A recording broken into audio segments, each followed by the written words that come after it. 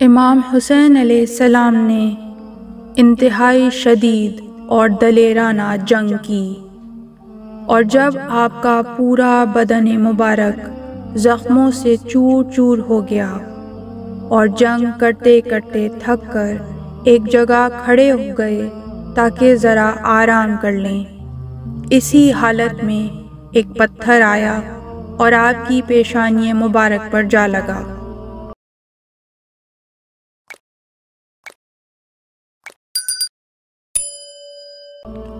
اور پیشانی سے خون جاری ہو گیا۔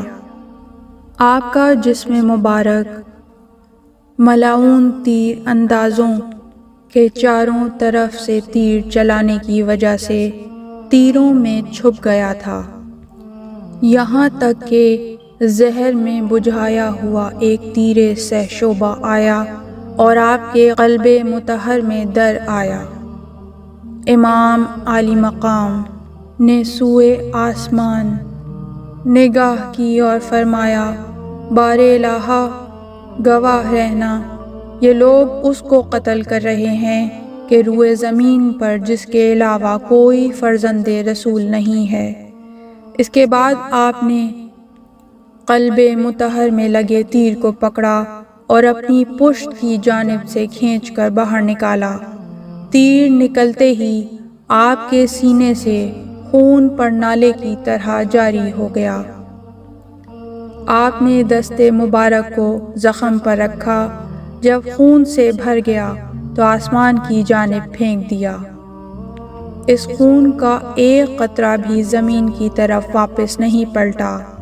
دوبارہ ہاتھ کو زخم پر رکھا، جب خون سے بھر گیا تو اسے اپنے سر، چہرے اور ریش مبارک پر مل لیا اور فرمایا، خدا کی قسم میں اسی طرح خون آلود رہوں گا یہاں تک کہ اپنے جد بزرگوار سے ملاقات کروں۔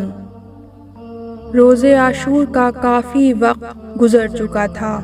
اگر اہل کوفہ چاہتے تو آن حضرت کو قتل کر سکتے تھے، لیکن وہ اس بارے میں ٹال مٹول کر رہے تھے اور نہیں چاہتے تھے کہ قتل امام کے لیے قدم بڑھائیں۔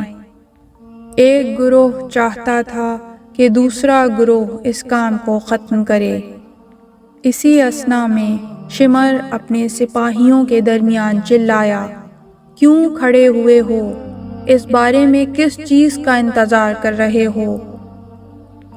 تیروں نے حسین کو مجبور کر دیا ہے، اس پر حملہ کرو، تمہاری مائیں تمہارے سوگ میں بیٹھیں۔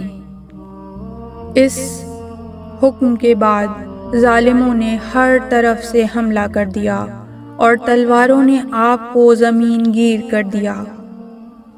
سب سے پہلا شقی جو امام کے پاس آیا زرع بن شریک تمیمی تھا۔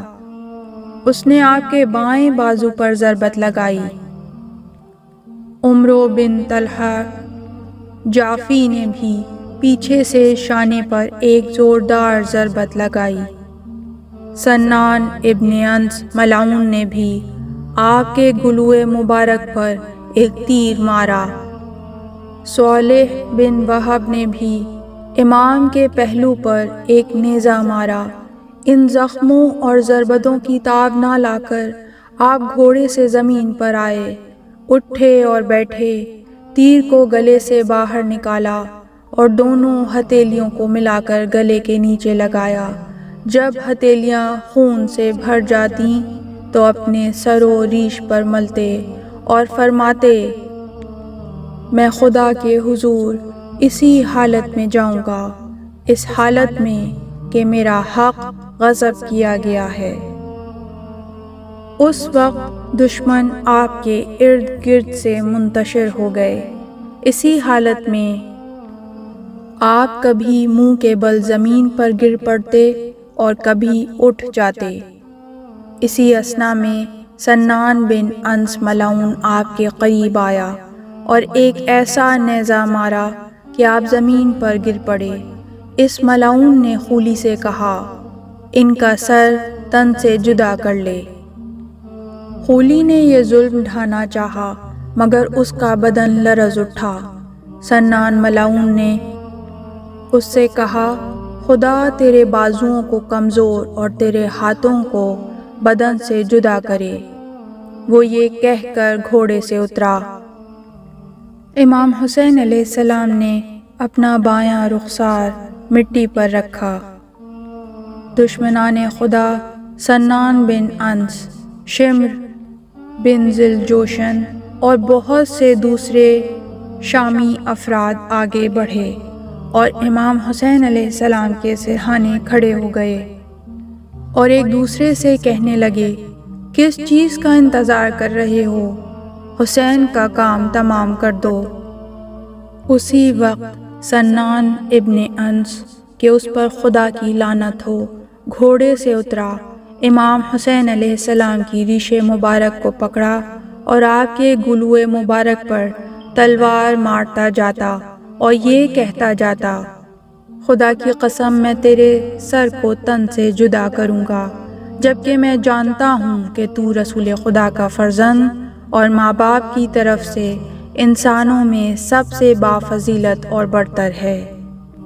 خوارزمی کی روایت کے مطابق آخر کار امام حسین علیہ السلام کے سر مطہر کو شمر ملعون نے تن سے جدا کیا۔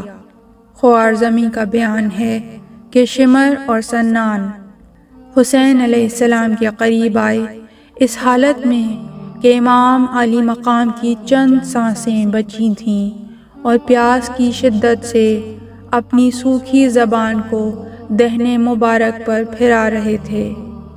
شمر ملعون نے کہا، اے فرزند ابو تراب، کیا تم ہی نہ تھے کہ گمان کرتے تھے کہ تمہارے باپ حوض کوثر پر جو ان کو دوست رکھے گا اسے سیراب کریں گے؟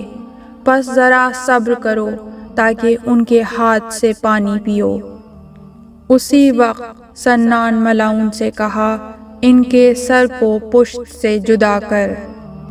سنان نے کہا، خدا کی قسم میں ایسا نہیں کروں گا کہ اس کے جد میرے دشمن ہوں گے۔ شمر اس پر غصہ ہوا اور خود سینہ حسین پر بیٹھ گیا، آپ کی ریش مبارک کو پکڑا اور آپ کو قتل کرنا چاہتا تھا کہ حسین ابن علی نے فرمایا، کیا تو مجھے قتل کرے گا؟ کیا تو نہیں جانتا کہ میں کون ہوں؟ شمر ملعون نے اعتراف کیا کہ وہ آپ کے ماں باپ اور جد رسول خدا کو پہچانتا ہے۔ امام حسین علیہ السلام نے فرمایا، تو وہی داغدار کوڑی کتا ہے جس کے بارے میں مجھے بتایا گیا تھا۔ اس ملعون نے کہا، اے پسر فاطمہ، مجھے کتے سے تشبیہ دیتا ہے؟ یہ کہہ کر اس نے آپ کے گلوئے مبارک پر تلوار مارنا شروع کر دیا اور یہ کہتا جاتا، آج میں تمہیں قتل کروں گا اور بالکل یقین کے ساتھ جانتا ہوں، ایسا یقین کہ شک و گمان کا کوئی گزر نہیں، پردہ پوشی کے لیے کوئی مقام و مجال نہیں کہ تمہارے باپ سب سے بہتر و برتر انسان تھے۔ السلام علیک یا ابا عبداللہ وعلی الارواح التي حلت بفنائک، انا للہ و انا الیہ راجعون، رضا بقضائہ و تسلیما لامرہ۔ اس طرح کی مزید تحقیقی، علمی اور تاریخی ویڈیوز دیکھنے کے لیے چینل کو سبسکرائب کیجیے اور بیل آئیکن پہ کلک کیجیے۔ ویڈیو کو لائک کریں اور کامنٹس کے ذریعے بتائیے کہ آپ کو ویڈیو کیسی لگی۔ اگلی ویڈیو تک کے لیے خدا نگہدار۔